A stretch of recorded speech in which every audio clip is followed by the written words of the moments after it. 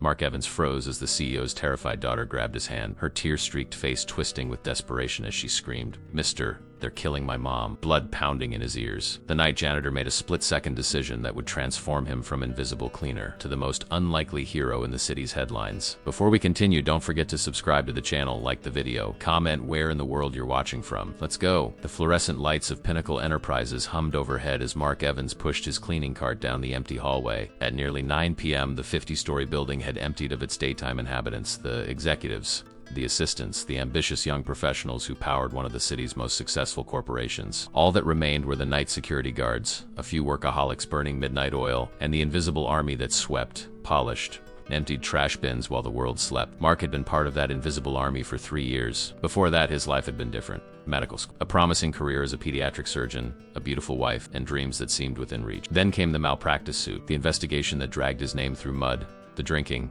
the divorce. Even though he'd eventually been cleared of wrongdoing, the damage was done. His career was in tatters, his marriage over, his confidence shattered. All that remained was his daughter Emma, the single bright light in a world gone dark. Tonight, like every weeknight, Emma sat in the small break room on the 18th floor, headphones on, nose buried in homework. At 8 years old, she was already more responsible than most adults Mark knew, accepting their circumstances with a resilience that sometimes broke his heart. Single fatherhood and night shifts weren't an ideal combination, but the building's night manager had taken pity on him, allowing Emma to stay in the break room during his shifts as long as she remained quiet and out of the way. Mark checked his watch, 9:17 p.m. He had just finished the executive floors and was heading to the 28th floor, home to the marketing department, when his phone vibrated in his pocket. It was a text from Emma. "Dad, can I have a snack? I finished my math." He smiled, typing back, "Good job, kiddo, vending machine only." No wondering. The reply came instantly. "Promise. Love you." Those 3 words, delivered casually in a text, were enough to fuel him through hours of emptying other people's trash. Love you. The simple, unquestioning love of his daughter was the miracle that kept him going, that made him believe second chances were possible, even for someone who had fallen as far as he had. Mark was emptying a trash bin in a corner office when he heard it, a sound so out of place in the sterile silence of the corporate floor that it froze him mid-motion. A child's scream, high-pitched and terrified, followed by words that turned his blood to ice. "Mister, they're killing my mom. Please help.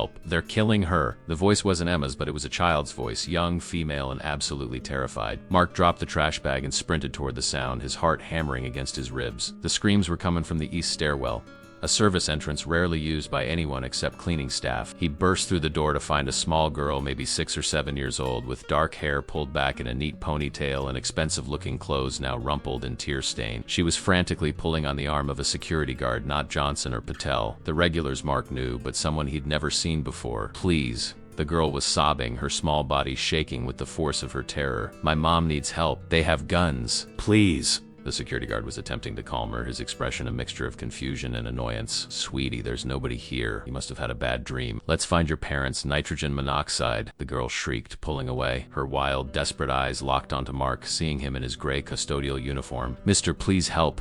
They're killing my mom." Mark approached slowly, kneeling to the girl's level. "Hey there," he said, his voice gentle but firm, the voice he'd once used with frightened children before surgery. "I'm Mark.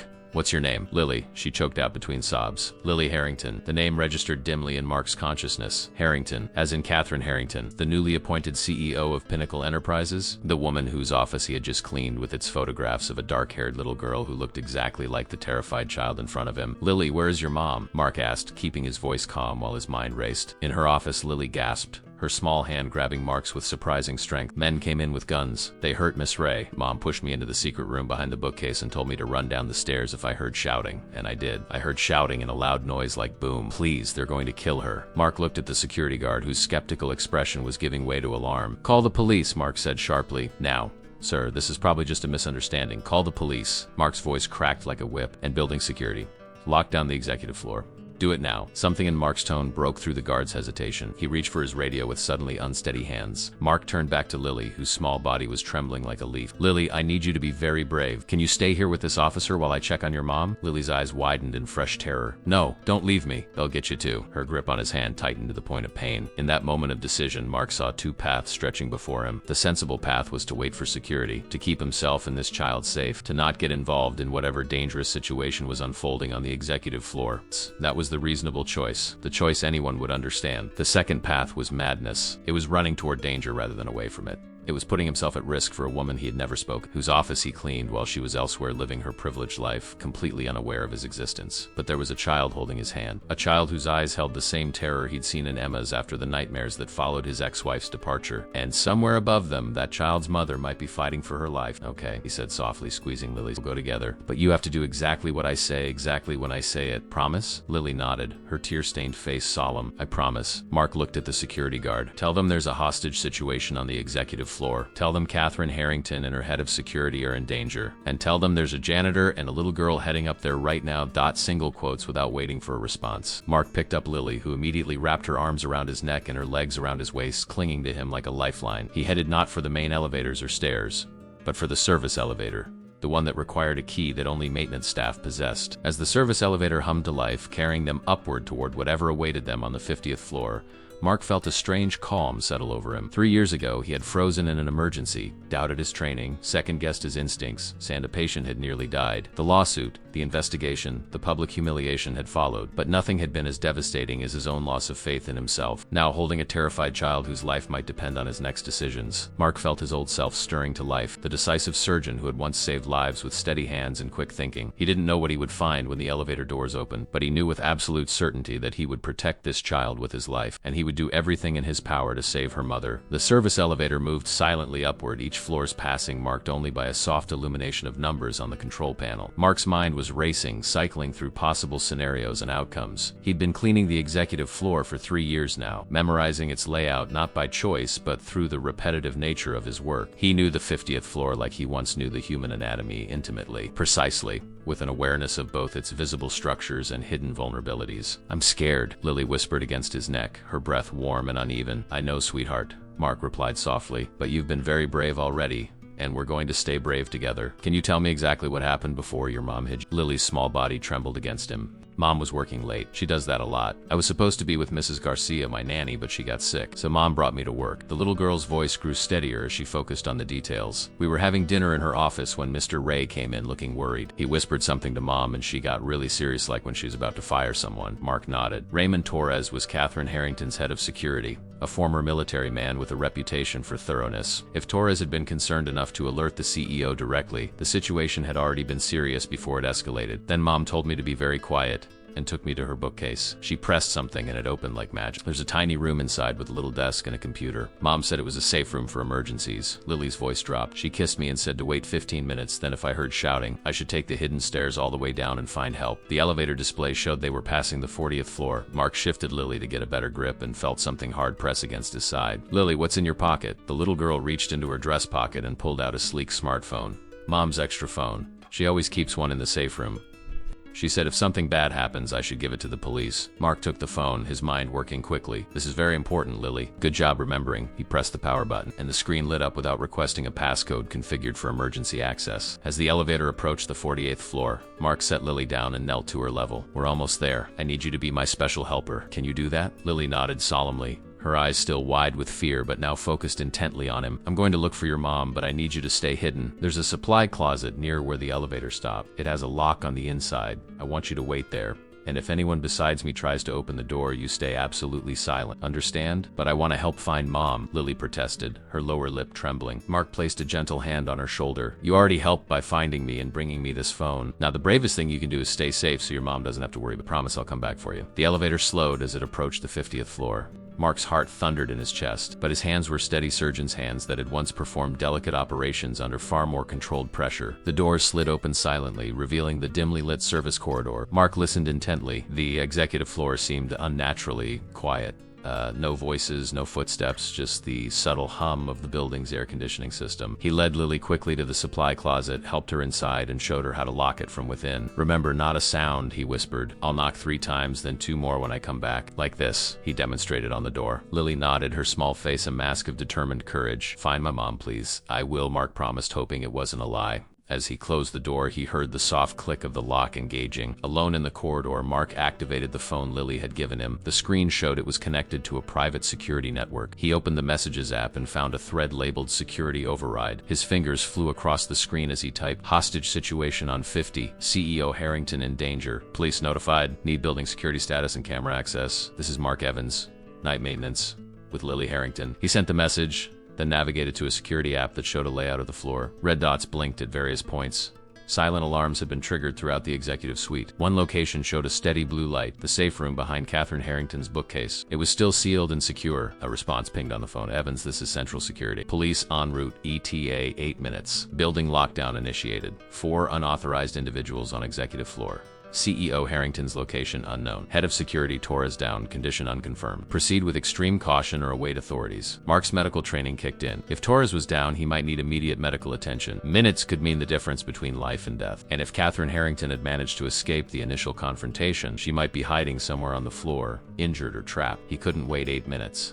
Not when every second might be critical. Mark moved silently through the service corridor, grateful for the soft-soled work shoes that were part of his uniform. He knew the executive floor was arranged in a large circle with the CEO's corner office positioned for the best views of the city. If he circled around through the back hallways, he could approach from the opposite direction, avoiding the main lobby where intruders would likely have positioned some. As he moved, Mark pulled up the building's security camera feeds on the phone. The main reception area showed 2 men in dark clothing, faces obscured by ski masks, standing near the elevator. One held a semi-automatic weapon with practiced ease. Ex-military, Mark guessed, noting the man's stance and the way he scanned his surroundings. The second man was speaking into a radio, his posture tense. The feed from Catherine Harrington's office showed a third masked man searching through papers on her desk. Catherine herself, there was no sign. Mark's breathing steadied as a familiar calm settled over him, the same detached focus that had once allowed him to perform 12-hour surgeries without faltering. Lives had depended on his ability to stay clear-headed under pressure then. Lives depended on it now. He reached the door that connected the service corridor to the executive dining room, a space used for high-level meetings over meals. From there, he could access the hallway leading to the CEO's private bath, which in turn connected to her office through a hidden door designed to allow her discreet exits when needed. Mark took a deep breath, tightened his grip on the phone that was now his only weapon, and eased the door open. The game of life and death had begun, and he was playing against professionals with every advantage. His only edge was his intimate knowledge of this space and the fierce determination that came from a promise made to a terrified child. The executive dining room was cast in shadows, illuminated only by the ambient light of the city filtering through floor-to-ceiling windows. Mark moved silently between the long mahogany table and high-backed leather chairs, his body instinctively crouching lower to reduce his profile. 3 years of invisibility had taught him how to move through spaces without being noticed, a skill that now might save lives.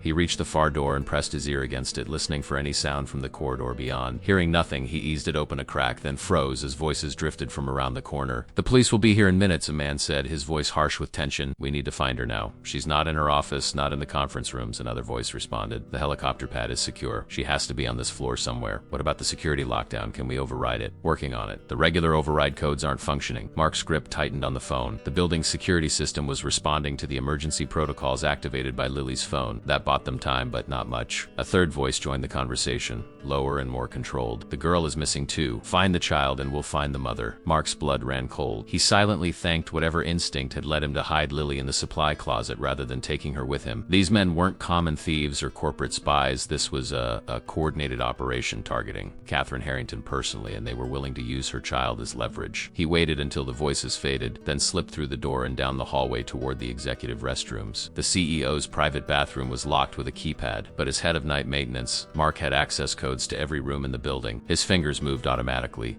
entering the 6-digit code he'd used countless times when cleaning the executive facilities. The door opened with a soft click, revealing a space more luxurious than many hotel suites. Marble countertops, brass fixtures, plush seating, all the trappings of corporate power. Mark moved quickly to the hidden panel that connected to Catherine's office, pressing his ear against it before attempting to open it. From the other side came a muffled groan. Someone was in pain. Mark hesitated only a moment before pressing the concealed latch. The panel slid open silently, revealing Catherine Harrington's vast corner office. The space was in disarray. Papers scattered across the custom desk, chairs overturned. Near the private elevator, a man lay face down in a growing pool of blood. Raymond Torres, the head of security, had taken a bullet to the shoulder, the wound still seeping through his tailored suit jacket. He was conscious but barely, his breathing labored. Mark rushed to him, medical instincts overriding all else. "Mr. Torres," he whispered, kneeling beside the injured man. "I'm Mark Evans. Night maintenance. Help is coming." Torres's eyes flickered with recognition, then confusion. "The janitor? Where's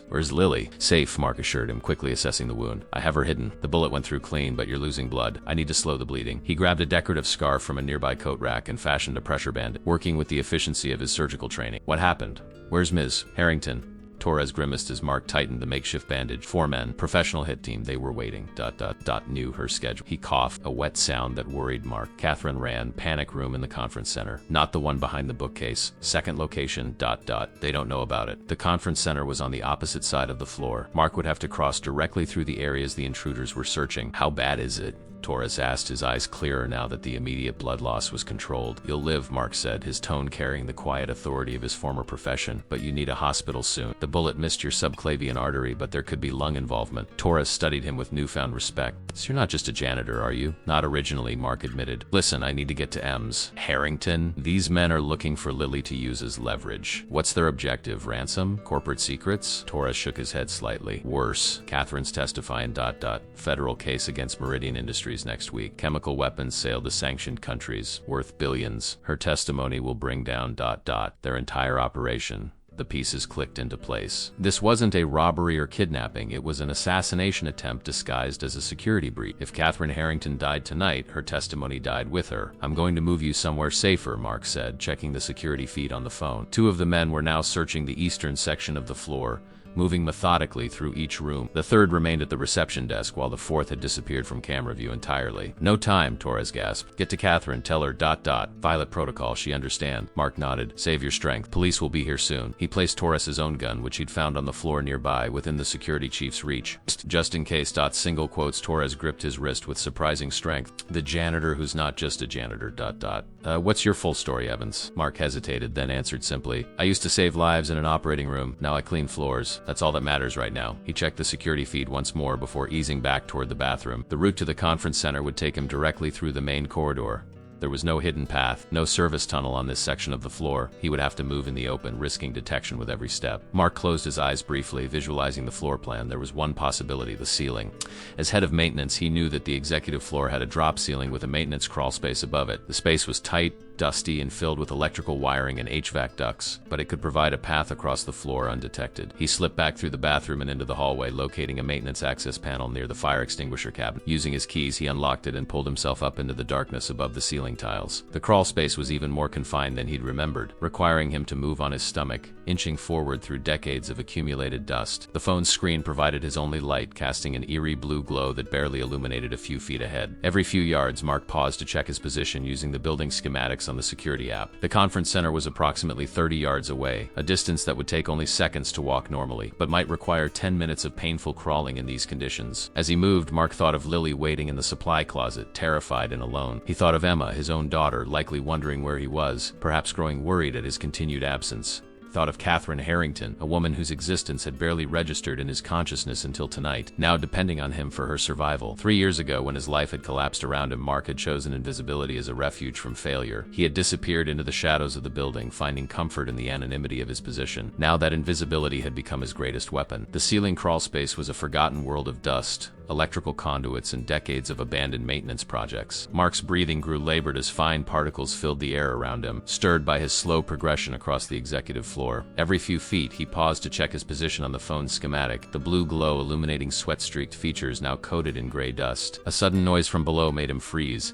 Voices directly beneath him, sharp with urgency. We've got 8 minutes before police breach the building perimeter, a man said. Fletcher wants this wrapped up now. What about the kid? Another voice replied. No sign of her. She must have taken the stairs down. They're checking the security footage from the lower floors. Mark held his breath until the voices passed, then continued his painful journey. According to the schematic, he was now above the main hallway leading to the conference center, just 15 more feet. The crawlspace narrowed as it approached the conference area, the ceiling design changing to accommodate the room's acoustical requirements. Mark had to compress his body even further, sliding on his belly like a soldier under barbed wire. A sharp pain shot through his palm as he pressed forward. An exposed nail had sliced into his hand. He bit back a curse, pressing the wound against his uniform to staunch the bleeding. Finally, he reached the section above the conference center. Through narrow gaps between ceiling panels, he could see the elegantly appointed room below, massive oval tables surrounded by executive chairs, presentation screens on the walls, and at the far end, a small kitchenette area used for coffee service during meeting. Mark studied the room carefully. There was no sign of movement, no indication of Catherine Harrington's presence. Torres had mentioned a panic room, a second one beyond the bookcase safe room in her office. Mark scanned the space, looking for anything that might conceal a hidden door. The kitchenette caught his attention. Unlike the rest of the conference room's sleek, modern design, the coffee service area seemed oddly oversized for its function. He counted 3 cabinets where one would suffice. and the proportions seemed deliberately wasteful in a building where every square inch represented millions in real estate value. Mark checked the security feed on the phone. 2 of the intruders were now searching offices on the west side of the floor. The third remained at the reception desk, while the fourth had reappeared, checking the stairwells. None were near the conference center at the moment. It was now or never. Mark carefully removed a ceiling panel and lowered himself into the conference room, landing silently on the polished table. He dropped to the floor and moved quickly to the kitchenette, examining the cabinets for any sign of a hidden mechanism. The rightmost cabinet appeared normal, containing coffee supplies and expensive bottled water. The center cabinet held fine china cups bearing the company logo, but the left cabinet refused to open despite having a handle identical to the other. Mark ran his fingers along its edges, searching for a hidden latch or keypad. Nothing. He stepped back, examining the entire kitchenette setup. Something about the proportions nagged at him. The countertop extended 6 inches beyond the edge of the leftmost cabinet, an asymmetry that seemed deliberately designed to draw the eye away from that section. He knelt and examined the baseboard beneath the counter. There, almost invisible against the dark wood, was a small round indentation no larger than a dime. Mark pressed it firmly, and a soft click rewarded his efforts. The cabinet door recessed slightly, then slid sideways into a hidden pocket in the wall. Beyond was darkness, a narrow passage leading to what appeared to be a small room. Mark hesitated, then called softly, "Miss Harrington? It's Mark Evans, night maintenance. Raymond Torres sent me. He said to tell you Violet Protocol." For several heartbeats, there was only silence. Then a woman's voice, controlled but tense. "How do I know this isn't a trick?" "Your daughter Lily found me downstairs," Mark replied quietly. "She's safe. I have her hidden in a supply closet on this floor. She was very brave, said you pushed her into a safe room behind your bookcase and told her to run if she heard shouting." Another pause, then the unmistakable sound of a weapon being decocked. A slender figure emerged from the shadows, dressed in an elegant charcoal suit that probably cost more than Mark earned in 3 months. Catherine Harrington had the kind of beauty that came from absolute confidence. Eye cheekbones, intelligent eyes, and a mouth now set in a determined line. In her right hand, she held a small but deadly-looking pistol with professional ease. "Where exactly is my daughter?" she demanded, her voice steady despite the circumstance. "Service corridor, supply closet near the maintenance elevator," Mark answered. "She's locked inside. I told her to stay silent and not open the door for anyone but me." Something in his response must have convinced her, because Catherine's posture relaxed slightly. She stepped fully into the light, revealing a bloody gash across her forehead and what would soon become an impressive bruise on her left cheekbone. "You're hurt," Mark said automatically. "It's nothing. What's the situation out there?" 4 men. Professional hit team, according to Torres. "They know about your federal testimony against Meridian Industries. Torres is wounded but alive. Police are on the way. ETA ... Single quotes, he checked the phone. "About 6 minutes now. The building is in security lockdown." Catherine's eyes narrowed. "Violet Protocol means there's a mole in my security team. Only Torres and I know about this panic room. The fact that they were waiting for me knew my schedule ... Single quotes, she shook her head. "We can't trust that the police response hasn't been compromised as well." She moved to a small console inside the panic room and typed rapidly on a keyboard. Security camera feeds appeared on a monitor, showing the 4 intruders continuing their methodical search of the floor. "Do you know how to use a gun, Mr. Evans?" she asked, not looking away from the screens. "No," Mark admitted. "I'm a doctor." It was a doctor. Surgeon. This caught her attention. She turned, studying him with new interest. "A surgeon working as a janitor? That's a story I'd like to hear someday. For now, I need to get to my daughter and out of this building. There's a private elevator shaft behind this panic room that leads to the underground parking garage. It's on a separate power system, immune to the building lockdown. If we can reach Lily without being seen, we can all escape that way," Mark said. Catherine shook her head. "It's not that simple. The elevator is a 2-person capsule, barely big enough for 2 adults, and it requires biometric access that can't be overridden. I need to activate it from here. Then we'd have only 1 chance to use it." Mark processed this information. "So 1 trip only, you and Lily go. I'll find another way out." "That's not..." Catherine began, but Mark cut her off. "Your testimony is what they're trying to prevent. You and Lily are the priorities. I'm just the janitor who happened to be here." Catherine studied him, her expression unreadable. "A janitor who left the safety of the lower floors to come up here and risk his life for strangers. Why? Why did you help us?" The answer came to Mark without hesitation. "Because your daughter asked me to. Because she was scared and needed help. Because ... Single quotes, his voice caught slightly. "Because I have a daughter too. And she's the one thing in my life I haven't failed." Something shifted in Catherine's eyes. A recognition, perhaps, of the simple truth behind his words. She nodded once, a gesture of acknowledgement between parents rather than between CEO and janitor. "Then let's get to Lily," she said, checking her weapon. "And Mr. Evans? When we get out of this, we're going to have a very long talk about your employment status." Catherine checked the security feeds one last time. 2 of the intruders had converged on the East Wing offices, while a third continued to monitor the elevator bank. The 4th man, whom Catherine identified as the leader based on deference, was methodically working his way through the executive assistance area, now less than 50 yards from the conference. "We need to move," she said, tucking her pistol into a concealed holster beneath her suit jacket. "They'll check this room eventually, and I'd rather not be cornered." Mark nodded, his mind already mapping their route to Lily. "The service corridors are our best option. The entrance is across the main hallway." but there's a blind spot in the security cameras between the water cooler and the Prescott painting. If we time it right, single quotes. Catherine raised an eyebrow. You know the camera blind spots? When you clean the same floors for 3 years, you notice things, Mark replied with a shrug. Like which executives leave crumbs in their keyboards and which security cameras have been positioned to prioritize the art collection over actual security. A ghost of a smile touched Catherine's lips. Remind me to have a talk with our security consultant when this is over. She moved to the door, every motion controlled and precise. On my mark. They slipped from the conference room into the main corridor, hugging the wall as they moved through the blind spot Mark had identified. Catherine's movements were silent and practiced clearly. The CEO had training beyond corporate boardrooms. Mark followed her lead, his own motions clumsy by comparison but effective enough. They reached the service door without incident, easing it closed behind them with barely a sound. The service corridor was dimly lit by emergency lighting, casting long shadows across the utilitarian space. The supply closet is 30 yards ahead, Mark whispered. I told Lily I'd knock 3 times, then twice more. They moved cautiously forward, every sense heightened. The building felt different now. The familiar space transformed into something dangerous and alien. Mark had walked these corridors thousands of times, yet never truly felt their confines until this moment, when every step might mean discovery. They were halfway to the closet when Catherine suddenly raised her hand, signaling a stop. She cocked her head slightly, listening. Mark held his breath, straining to hear whatever had caught her attention. Then he heard it too, the soft, rhythmic sound of footsteps approaching from around the corner ahead. Someone was in the service corridor moving toward them. Catherine's hand went to her concealed weapon, but Mark touched her arm, pointing upward. Above them was another maintenance access panel, smaller than the one he'd used earlier, but potentially large enough to hide one person. He shook his head at Catherine and pointed to himself, then to a nearby utility room. His meaning was clear. They needed to split up. Catherine hesitated only a second before nodding. Mark quickly unlocked the utility room with his master key, and Catherine slipped inside. Once she was hidden,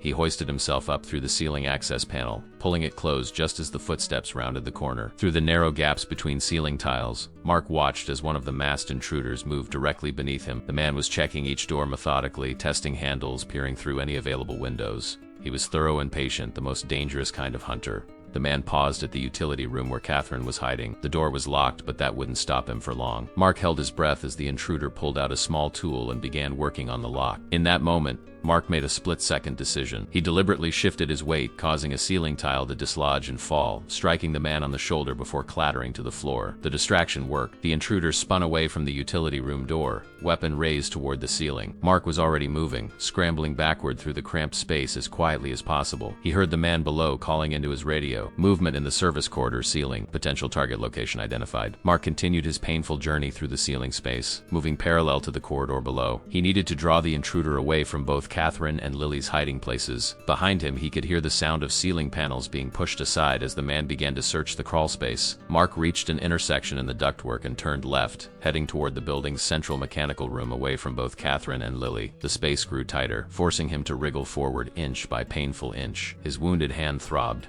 leaving small smears of blood on the metal ductwork. Finally, he reached a larger junction box where several air ducts converged. It was barely big enough for him to turn around, but it offered multiple escape routes. He paused, listening. The sounds of pursuit had faded, but he couldn't be certain the man had given up. Mark checked Catherine's phone. The security feed showed 2 of the intruders now converging on the service corridor, while the leader remained in the main reception area. The 4th man had disappeared from camera view, entirely likely the one who had nearly discovered Catherine. A new message appeared on the phone's screen. "Where are you?"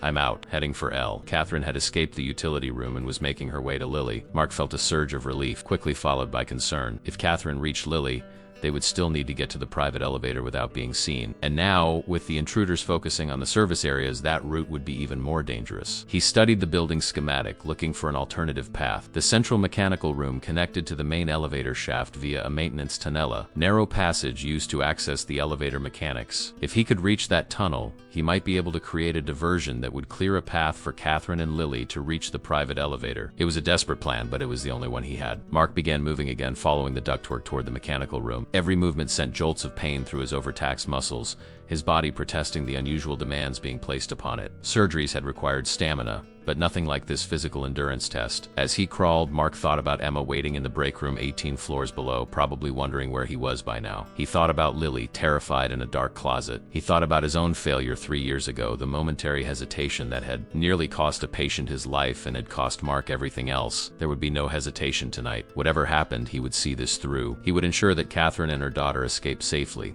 even if it meant he didn't. Some mistakes couldn't be undone. Some failures couldn't be redeemed, but this wasn't going to be one of them. Mark reached the access panel for the mechanical room and paused. listening carefully before pushing it open. The room was massive, filled with the building's primary HVAC equipment, water pumps, and electrical distribution panels. The noise was deafening, giant fans and motors working continuously to keep the skyscraper functioning. He lowered himself to the floor, wincing as his feet touched down. No one would hear him here. The mechanical room's noise would mask any sounds he made, but it also meant he wouldn't hear anyone approaching. Mark moved quickly to the far wall, where a heavy metal door led to the elevator maintenance tunnel. It was locked, but once again his master key provided access. He swung the door open and stepped into a narrow concrete passage illuminated by widely spaced utility lights. Far below, the counterweights and cables of the building's main elevators moved in their continuous dance, shuttling empty cars between floors in response to the lockdown protocol. The elevator maintenance tunnel stretched before Mark like a concrete artery within the building's infrastructure. Decades-old graffiti from maintenance workers decorated the walls, faded dates, initials, and the occasional crude joke. The passage vibrated with the constant motion of elevator counterweights sliding past in their channel, the building's mechanical lifeblood pulsing all around him. Mark pulled out Catherine's phone and checked the security. The reception area showed 2 intruders now, conferring intensely. The third man was visible in the east corridor, methodically checking off. The fourth remained out of sight, a ghost in the building's blind spots. A new message appeared on the screen. Havel, private elevator compromised. Need alternate route. Mark's heart sank. Catherine had found Lily, but their primary escape route was no longer viable. He typed back quickly, "Where are you now?" The response came seconds later. "Supply closet still. Elle won't stop crying. Can't move without being heard." Mark closed his eyes, considering their options. The building was in lockdown, standard elevators disabled, stairwells likely watched. The intruders were professionals who would anticipate conventional escape attempts. They needed something unexpected, a scenario the hitman couldn't have planned. He studied the building schematic more carefully, focusing on the elevator systems. Pinnacle Enterprises occupied the top 20 floors of the skyscraper, but below that were 30 floors belonging to other companies, law firms, financial services, tech startups. On the 25th floor was the building's security command center. If he could reach that command center, he might be able to override the lockdown protocols. But that would mean leaving the executive floor, leaving Catherine and Lily vulnerable. Unless Mark looked at the massive elevator cables beside him, an idea forming. The maintenance tunnel provided access to the building's primary mechanical system, including the fire suppression infrastructure. Sprinkler systems were controlled floor by floor with manual overrides in the maintenance areas. He moved deeper into the tunnel until he found what he was looking for: the fire control junction box. Using his master key, he opened the panel and stared at the complex array of switches and indicators. As head of night maintenance, he'd received basic training on all building systems, but this went well beyond changing light bulbs and unclogging toilets. Mark took a deep breath and focused. The labels were faded, but read a bleached switch corresponding to a zone on the executive floor. He located the east wing controls and flipped 3 switches in sequence. Somewhere beyond the concrete walls, alarm bells began to sound as the sprinkler system activated, sending cascades of water into the eastern offices. He quickly typed a message to Catherine: "Created distraction east wing. Exit supply closet, head west to cargo elevator shaft. We'll meet you there." The cargo elevator was used for moving furniture and heavy equipment between floors. Unlike the main elevators, it operated on a separate system and had manual controls in the shaft for maintenance purposes. It wasn't elegant, but it might get them out. Mark closed the panel and continued through the tunnel, following the route that would take him to the cargo elevator access point. The journey was grueling, crawling through narrow passages, climbing maintenance ladders, forcing his body through spaces designed for cables rather than humans. His muscles screamed in protest, the cut on his hand leaving smears of blood on cold metal surfaces. Meanwhile, Catherine pressed her ear against the supply closet door, listening intently. The sudden wail of fire alarms had startled Lily, who now clung to her mother with desperate intensity. "It's okay, sweetheart," Catherine whispered, stroking her daughter's hair. "That's our friend helping us. We need to be very brave now and very quiet." Lily looked up at her mother, tear tracks cutting through the dust on her cheeks. "The janitor man? He's nice, Mommy. He promised he'd help find you." Catherine felt a surprising surge of emotion. In her world of corporate politics and power plays, genuine altruism was rare enough to be suspicious. Yet this man, this former surgeon turned janitor, had risked his life for a child he'd never met, and a CEO who'd never even noticed him. "Yes, he is nice," she agreed softly. "Very brave. Now we need to be brave too." She checked the security feed on her smartwatch. The eastern sprinklers had created the chaos they needed. 2 of the intruders were moving quickly toward that section of the floor, concerned about evidence being destroyed by the water. The third remained at his post by the main elevators, but his attention was divided, his head turning constantly toward the commotion. "Ready?" Catherine asked, meeting her daughter's eyes. Lily nodded solemnly, her small hand gripping her mother's with surprising strength. They slipped out of the supply closet and moved westward through the service corridor.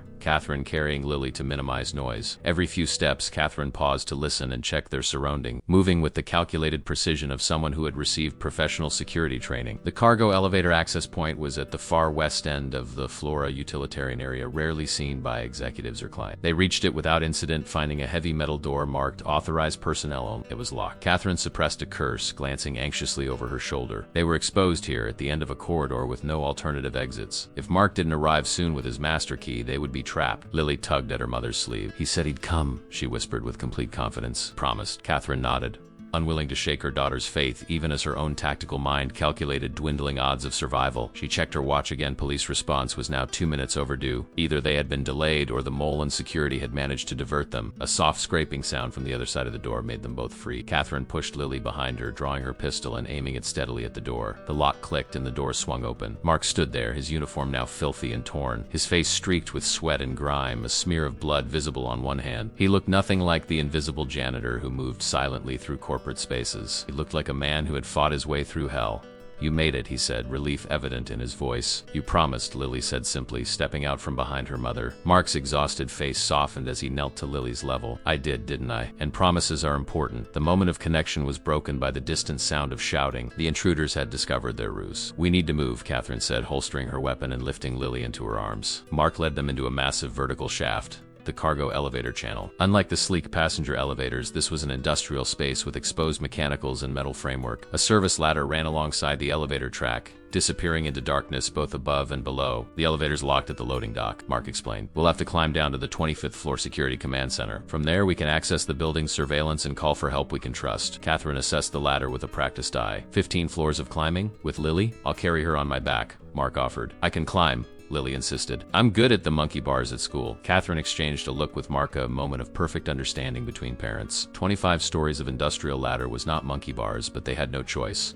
"I'll go first," Mark said. "Then Lily in the middle, with you below her. That way, if she slips, one of us will catch her." As they began their descent, Mark couldn't help but think of Emma again. Where was she now? Had she noticed his absence? Was she frightened, wondering why her father hadn't returned? The thought spurred him onward, each rung of the ladder bringing them one step closer to safety and one step closer to returning to his own daughter. The descent through the cargo elevator shaft was a nightmarish journey through an industrial twilight. Emergency lights cast eerie shadows across metal framework and massive cables, while the distant echoes of alarms created a disorienting soundscape. Mark led the way, his movements deliberate and careful, testing each rung before trusting it with his weight. 5 floors below the executive level, his arms already burning with fatigue, muscles trembling from exertion they hadn't experienced in years. Lily followed several feet above, her small hands gripping the metal rungs with white-knuckle determination. She hadn't complained once, hadn't cried since they entered the shaft. Instead, she climbed with the solemn concentration of a child who understood, perhaps for the first time, that her life depended on her own actions. Catherine brought up the rear, pausing frequently to check above them for signs of pursuit. The hitmen would realize their escape route eventually. It was just a question of how quickly they'd find the cargo elevator access point. "How are you doing, Lily?" Mark called softly, pausing to look up at the little girl. "My hands hurt," she admitted, her voice small but steady. "But I'm being brave like you said." "You're doing amazingly well," he encouraged. "We're already down 5 floors. Just 10 more to go." Catherine reached up to squeeze her daughter's ankle gently. "That's my girl. Strong like a Harrington." Mark continued downward, his mind divided between the physical demands of the descent and concern for Emma. By now, she would definitely know something was wrong. Would she stay in the break room as instructed, or would she go looking for him? The thought sent a chill through his body that had nothing to do with the shaft's cool air. They had descended another 3 floors when a metallic clang from above froze them in place. Mark looked up past Lily and Catherine to see a beam of light sweeping across the top of the shaft. Someone had opened the access door they'd used to enter. "They're in the shaft," Catherine whispered, her voice barely audible over the building's mechanical hum. "We need to move faster. There's a maintenance platform 2 floors down."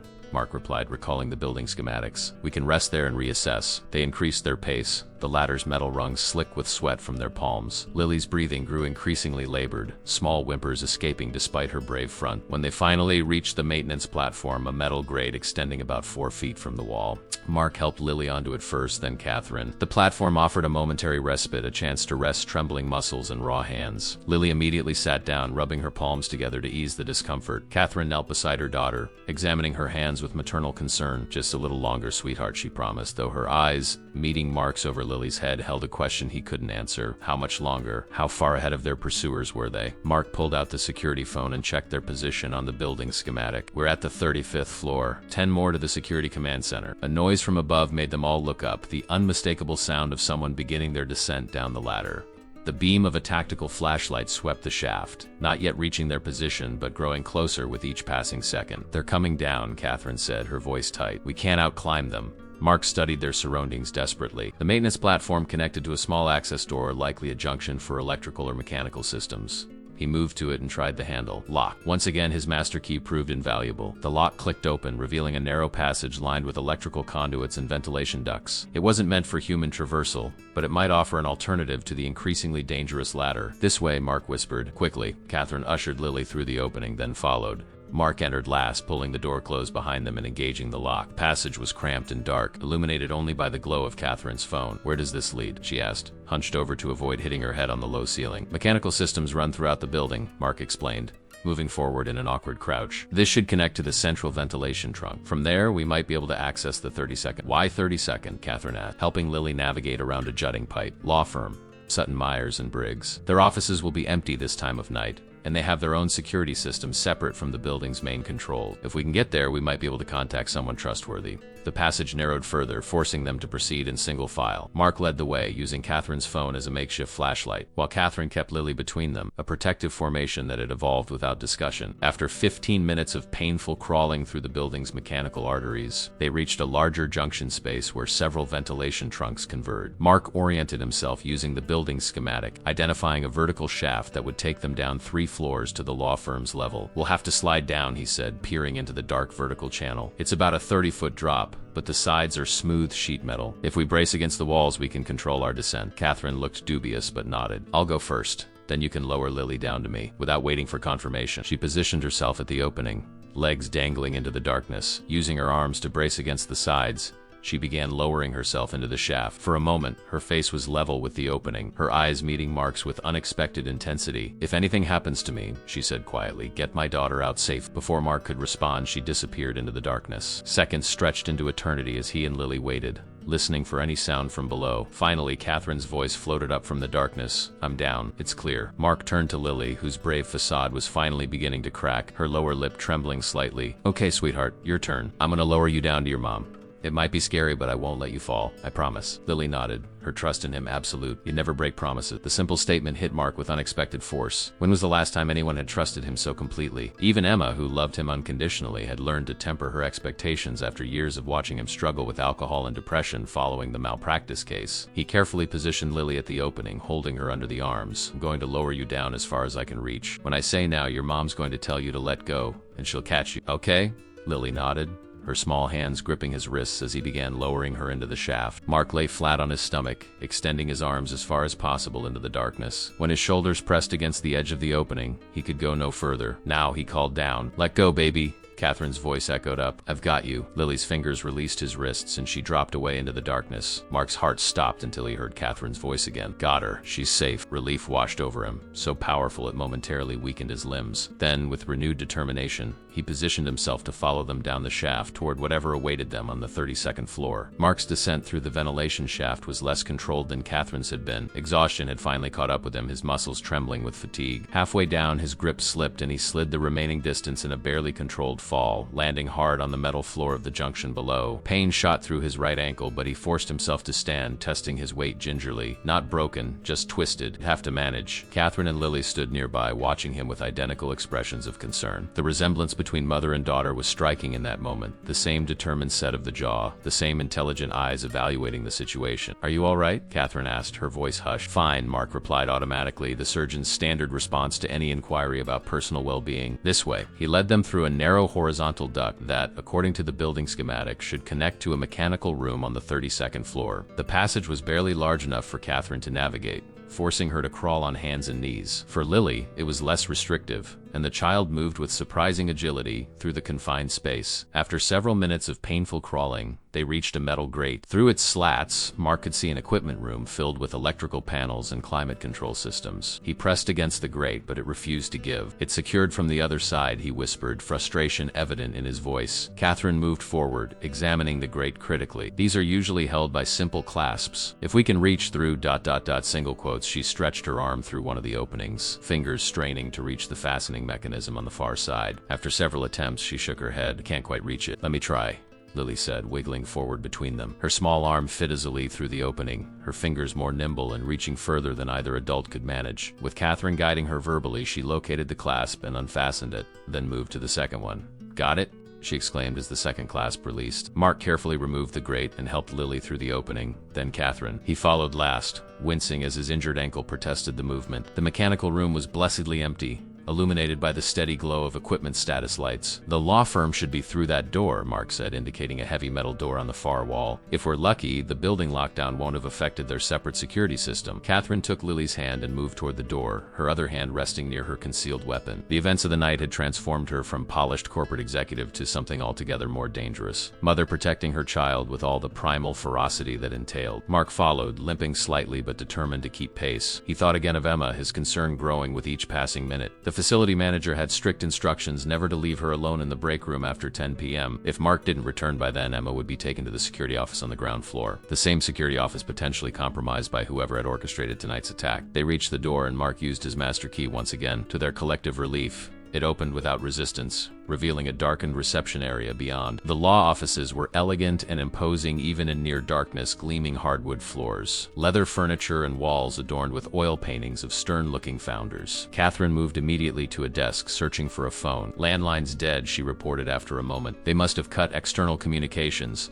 Mark checked the security phone again. The police response was now 15 minutes overdue, with no explanation for the delay. Whatever influence Meridian Industries had, it apparently extended to local law enforcement. "There," Catherine said suddenly, pointing to a glass-walled conference room. "That's a dedicated secure line. Sutton and Myers handle classified government contracts.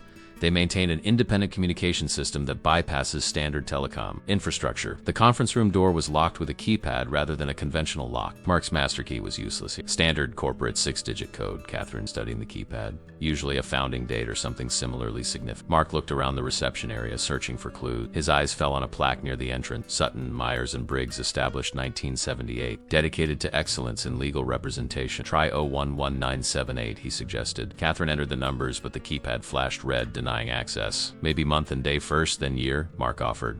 "Try 197,801. Keypad remained stubbornly red. Lily, who had been silent during this exchange, suddenly tugged at her mother's sleeve. "Mommy, look," she whispered, pointing to a framed photograph on the wall. The image showed 3 distinguished men standing before the Manhattan skyline, presumably the firm's founding partners. Below the photo was a small brass plate. "Sutton, Myers, and Briggs, January 19th, 1978. 011978, Catherine murmured. "But we tried that. The day is 19. Lily pointed out. "Not one." Mark and Catherine exchanged a look of sudden understanding. "Try 011978, Mark suggested again. Catherine shook her head. "American date format. 1,191,907. She entered the 8 digits, and the keypad flashed green. The door unlocked with a soft click. Inside the conference room, Catherine moved directly to a sophisticated communications console built into the wall. She activated it with practiced ease, suggesting this wasn't her first time using such equipment. "This is Catherine Harrington, CEO of Pinnacle Enterprises. Security clearance Alpha and Delta," she stated, her voice clear and commanding. "I am at Sutton, Myers, and Briggs law offices with my daughter and 1 civilian. We have a violent protocol situation. 4 armed hostiles in the building,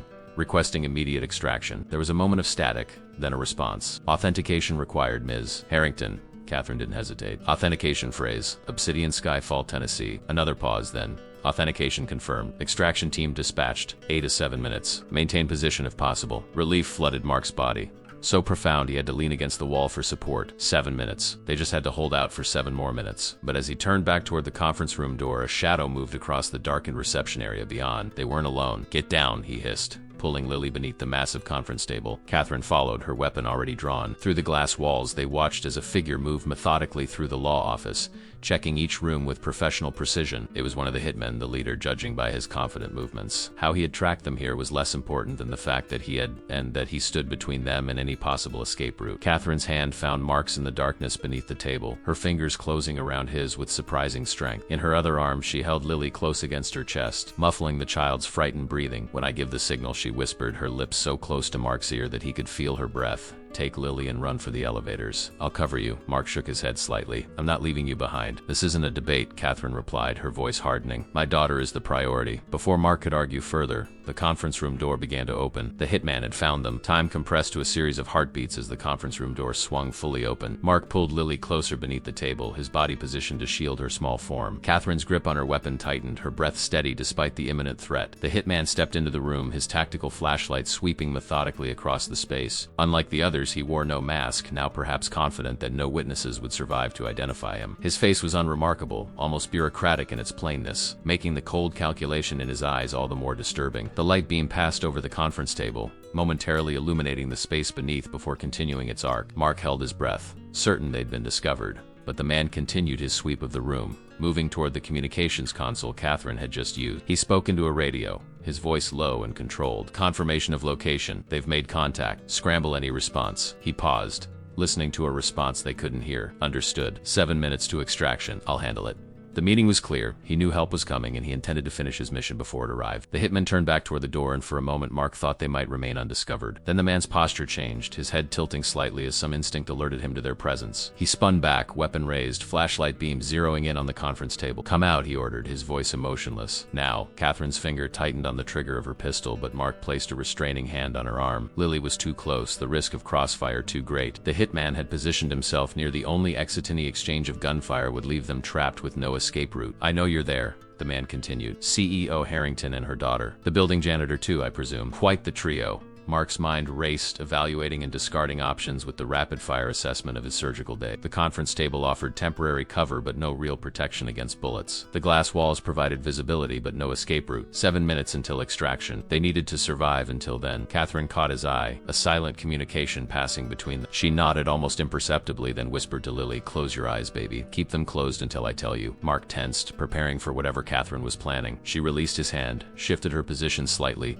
and then hurled her phone across the room with all her strength. It shattered against the far wall in a burst of glass and electronic components. The hitman reacted instinctively, swinging both weapon and flashlight toward the sudden movement and noise. In that split second of distraction, Catherine erupted from beneath the table, her pistol already tracking toward the man. 2 shots exploded in the confined space, deafeningly loud. The hitman staggered backward, blood blossoming across his shoulder, but his return fire forced Catherine to dive behind a credenza. Glass shattered as bullets tore through the conference room's walls. Mark stayed beneath the table, covering Lily with his body, feeling her small form trembling beneath him. Keep your eyes closed, he whispered. It's going to be okay. The hitman took cover behind the doorframe, his weapon trained on Catherine's position. You can't win this, he called out, his voice still unnervingly calm despite his injury. Meridian has resources you can't imagine. Even if you survive tonight, they'll find you eventually. They'll have to try harder than sending you, Catherine retorted, shifting to a better firing position. Who's the mole in my security team? The man laughed, a sound devoid of humor. You think I'd tell you that? Besides, does it matter? You won't live long enough to act on the information. As they exchanged words, Mark surveyed the room, looking for anything that might help them. The conference room was designed for presentations and negotiations, not combat. But beneath the table where they hid was a floor outlet box, the kind used to power laptops during meetings. A heavy metal cover secured with screws. With trembling fingers, Mark unfastened the screws, removing the cover as quietly as possible. Inside was a tangle of network cables and electrical wires. He stripped the insulation from a power cable, exposing the live copper beneath. The gunfire resumed, Catherine and the hitman exchanging shots in a deadly standoff. The man was clearly trained, his movements economical and precise, even with a wounded shoulder. Catherine held her own, but Mark could see she was running low on ammunition, each shot now carefully considered. Mark, Catherine called between bursts of gunfire. Take Lily and go. There's a service exit through the kitchen area. Mark remained where he was, unwilling to expose Lily to potential crossfire. Instead, he continued working with the exposed wires, creating a primitive but potentially lethal trap. Lily, he whispered, I need you to crawl toward your mom. Stay low like we're playing a game. Can you do that? The little girl nodded, her eyes still tightly shut. What about you? I'll be right behind you. I promise. As Lily began crawling toward Catherine's position, Mark raised his voice. We surrender. Don't shoot. There's a child here. The gunfire paused, the hitman momentarily uncertain. Mark stood slowly, hands raised, the modified power cable concealed behind his back. Please. he continued, moving forward with an exaggerated limp. She's just a little girl. The hitman kept his weapon trained on Mark, eyes calculating. Where's Harrington? She's injured, Mark lied, continuing his careful approach. Please, we just want the child to be safe. The man's attention focused entirely on Mark, watching for any sudden movements, any sign of deception. He didn't notice Lily reaching Catherine's position, didn't see Catherine embracing her daughter with one arm while maintaining her aim with the other. Mark was now just 10 feet from the hitman, his hand still raised in apparent surrender. You don't need to kill us, he said, his voice deliberately tremulous. We can't identify you. We never saw your face. The man's lip curled in contempt. You really think this is about witnesses? Harrington's testimony would cost Meridian billion. This was never a negotiation. He shifted his aim, preparing for a kill shot, and in that moment, Mark lunged forward, driving the exposed electrical wires directly into the pool of water that had formed beneath the man from the sprinklers Mark had activated earlier. The effect was instantaneous. Electricity surged through the conductive water, the hitman's body convulsing as the current flowed through him. His weapon discharged once into the ceiling before clattering to the floor, his muscles seizing beyond his control. Mark immediately released the wires, allowing the current to dissipate. The hitman collapsed, his body still twitching but no longer an immediate threat. Catherine emerged from cover, Lily clutched tightly against her side, her weapon still trained on the incapacitated man. Is he ... alive? Mark confirmed, checking the man's pulse. But he won't be a problem until the authorities arrive. How did you know that would work? Catherine asked, looking at the improvised electrical trap with newfound respect. Mark managed a weary smile. High school physics. Water conducts electricity, and I noticed the sprinkler water had pooled by the door when we came in. Lily finally opened her eyes, looking from the hitman to Mark with a mixture of fear and awe. You stopped the bad man. We all did, Mark said, placing a gentle hand on her head. Your mom was very brave, and so were you. Catherine checked her watch.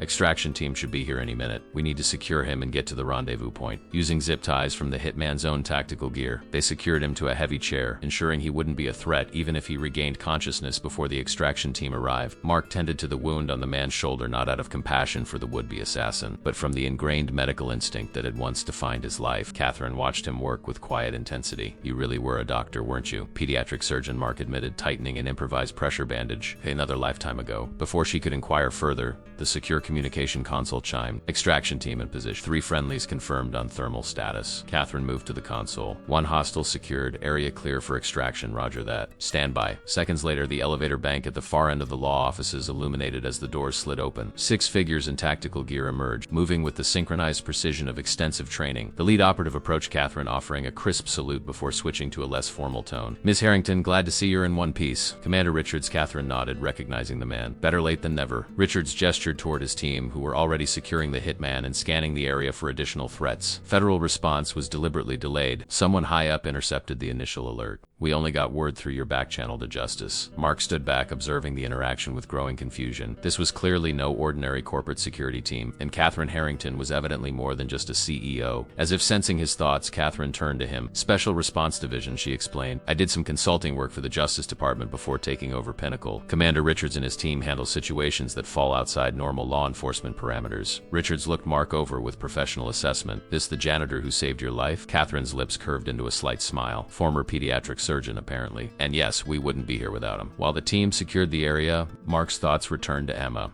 He pulled out the security phone, which had remained miraculously intact throughout their ordeal, and dialed the building's security office. A familiar voice answered. Johnson, one of the regular night guards. Security. Johnson, it's Mark Evans. Is my daughter with you? There was a pause. Then Johnson's relieved voice. Evans, what the hell's happening up there? The whole building's in lockdown, cops everywhere? Yeah, Emma's right here. Been worried sick about you. Mark's knees nearly buckled with relief. Put her on, please. A moment later, Emma's voice came through, small and frightened. Dad, where are you? Are you okay? I'm fine, sweetheart, he assured her, his voice thick with emotion. Everything's okay now. I'll be down soon. Promise? Emma asked, the word carrying echoes of another child's trust from earlier that night. Promise, Mark replied firmly. And you know I don't break promises. As he ended the call, Mark turned to find Catherine watching him, Lily now asleep in her arms despite the activity around them. The little girl had finally surrendered to exhaustion, her small body limp with the absolute trust of childhood. Your daughter? Catherine asked softly. Mark nodded. Emma, she's safe. Something passed between them then, an understanding that transcended their vastly different lives. They were simply 2 parents who would do anything to protect their children, 2 people who had faced death together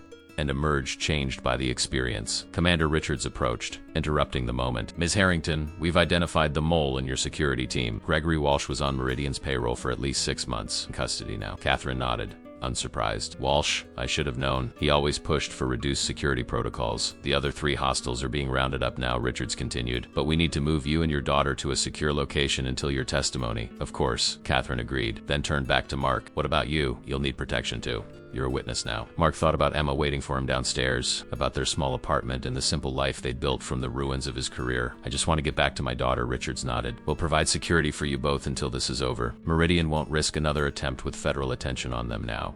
But we don't take chances. As they prepared to leave the law offices, Catherine gently transferred the sleeping Lily to Richard's care, then approached Mark. For a moment, the composed CEO facade slipped, revealing the woman beneath, tired, grateful, and unexpectedly vulnerable. I don't know how to thank you, she said simply. Mark shook his head. You don't need to. Anyone would have. No, Catherine interrupted firmly. They wouldn't have. Most people would have hidden, called for help, waited for someone else to act. You didn't even hesitate when a terrified child asked for help. You walked into danger without a second thought. Mark had no response to that. In truth, he'd acted on instinct, without calculating risks or benefits. Perhaps it had been a form of redemption, a chance to be the person he'd once been, someone who saved lives instead of just cleaning up after others. Catherine reached into her jacket and removed a small card, pressing it into his hands. When this is over, when the testimony is done and Meridian's executives are in custody, call me. Why? Mark asked, genuinely puzzled. Because Pinnacle's charitable foundation funds a children's hospital, she replied, her eyes holding his with unwavering intensity. And they need a pediatric surgical director. Someone with both skill and compassion. Someone who would climb through ceiling ducts and elevator shafts to save a child he's never met. Before Mark could respond, she continued, her voice softer now. 3 years is a long time to punish yourself for whatever happened. Take it from someone who knows about guilt at some point. You have to allow yourself a second chance. The extraction team was ready to move. Catherine rejoined them, taking Lily back into her arms. The child stirred briefly, her sleepy eyes finding Mark across the room. Bye, janitor man, she mumbled, raising a small hand in farewell. Goodbye, Lily, Mark replied, his voice gentle. Be brave.